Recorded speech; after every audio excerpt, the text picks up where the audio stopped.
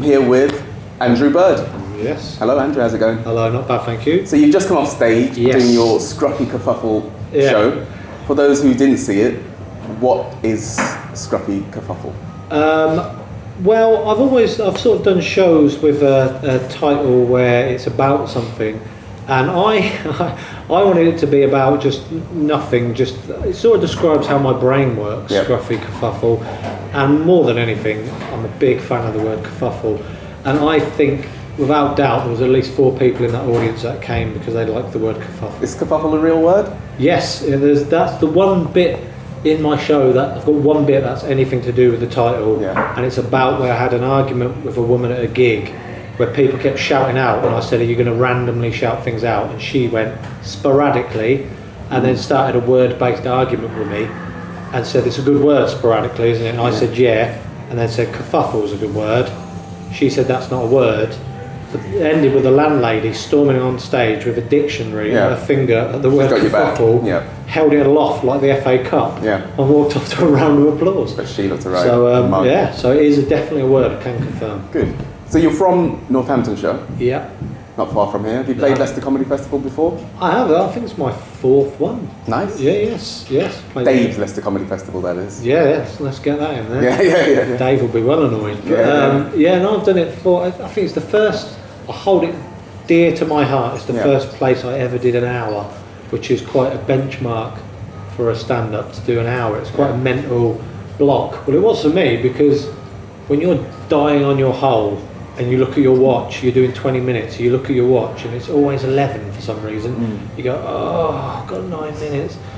I had to just double check my maths then. That was right. But I've always thought of going 11 minutes and you've got to do an hour. But it sort of, I don't know how, it just changes somehow. What's your opinion on the hour? Do you think it's too much? Do you think there's a well-known thing that people say of what do you do at 40 minutes? There seems to be a natural dip at 40 minutes. No matter how well the show's going. Yeah, whoever you see. I find that as well when you, it's always good when, I think Billy Connolly sort of does that. He goes, just to wrap up here, and then he does about 20 minutes. Just because whoever you see, what band, if you're seeing Paul McCartney, doesn't matter who you are, you think this is amazing. Sergeant Pepper, how's he going to follow this? Oh, he's only gone and done Lucy in the Sky with Diamonds. You go, oh, brilliant. And then, but a little bit of your brain's thinking, I hope he ends soon, so he doesn't tarnish the memories of how good this is. You want to beat the traffic and start thinking things like this. Yeah, they never show that live, like at Glastonbury. They never show the people in the car park going, oh, we'll skip the encore, because that's what most people do. So you performed in Hong Kong, Dubai, Abu Dhabi. Are you performing to an English or an American crowd, or British crowd, should I say? Or do the Chinese like a bit of Bird? Well-constructed sentence, but it sounded like a joke. But I did a gig. It's usually expats, and it's changed. The Dubai and Doha ones have changed from slightly middle-aged racist engineers to young professionals that want to go and make some money, which is nice. And because I'm not a fan of racists, and I want to make that clear.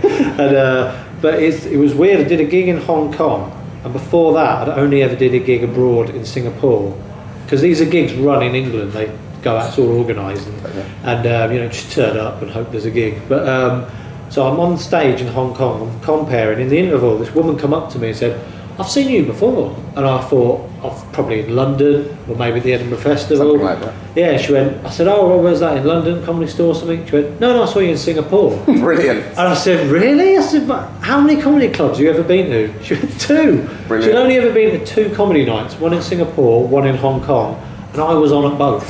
That's awesome. And I said to her, "See you in Abu Dhabi." And I did a gig in Abu Dhabi, and I prayed she was there, but she didn't no turn such up. luck. No, she was up her game. But no, it's mainly British people and their other halves that speak better English than most English people. So it's really good. Because they're normally, the people that have moved abroad are normally hanging for a bit of a home. Yeah, something. So when you start going, the M25's a nightmare, like, yeah, they love it. They love all that stuff. Glad we moved though. Do you have any more plans for the rest of 2013? I'm not doing Edinburgh. I'm doing a different thing of writing a new hour of stand-up purely for me to get better as a stand-up. Okay.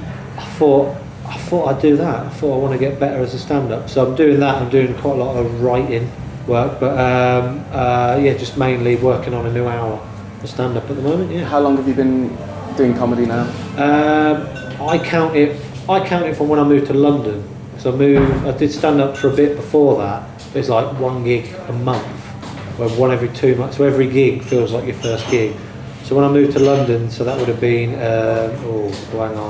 hang on, 11 years. Wow. So yeah, I know. Saying it out loud makes me think I should be better than I am now. By now at this stage. Yeah, I thought I'd be better than this, but 11 years. Awesome. Yeah, so I am slowly creeping into bitter and jaded. That's all right. It's all right. That's my ambition for 2030. Well, it sounded like it went down a storm. To become more bitter. To be more bitter and jaded, a bit like Jack D. Yes, hoping. We all aspire to be like Jack D. Yes, we all do. I met him once, but I didn't meet him. Saw him in a corridor. I was doing warm-up for a panel show he was on. And I don't know why I didn't dare, because his persona, I didn't dare speak to him. And then he saw me, looking at me, went, "Hello, mate," in the most chirpy voice I've ever. So upbeat. For some reason, I found it really disappointing. But apparently, he's a lovely man. You've been described as a casual name dropper. So you just dropped to Jack D. Any more names that you've met that you'd like to drop? I described myself as that. Oh, was it? On my poster for a laugh. So why? I don't know. I always try and take the copy and the print on posters and flyers I try and take them as stupidly as possible, and because people don't know, you have to write your own. Someone doesn't do it for you. That bit on the back, we write that ourselves. That's so a shame. You're writing in the third person. It's weird. It is a bit odd. So when I listed the things, your credits, I just thought I'd put the end casual name drop, because that's basically what it is.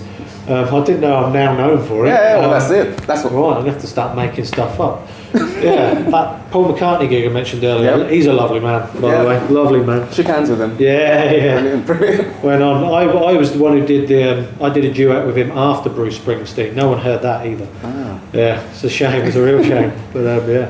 Well, thank you very much. Thank Andrew you very Bird. much. Nice to talk to you. You too. Thank you. Cheers.